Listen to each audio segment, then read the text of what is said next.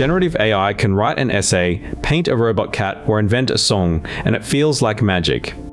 It isn't magic. It's a giant autocomplete that got ridiculously good at guessing what comes next. Before it can guess, it trains on a mountain of examples: books, websites, photos, code, almost the whole internet. During training, it plays a simple game billions of times, hide a word, then try to predict it from the rest. Get it wrong, nudge the knobs a tiny bit, get it right, keep going. That's basically the whole workout.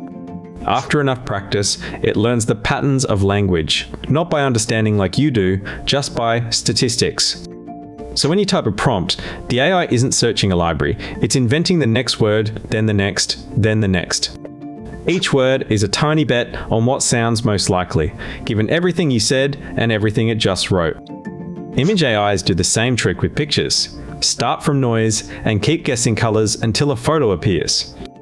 That's why it can feel creative and still make confidently wrong facts. It's guessing patterns, not checking truth.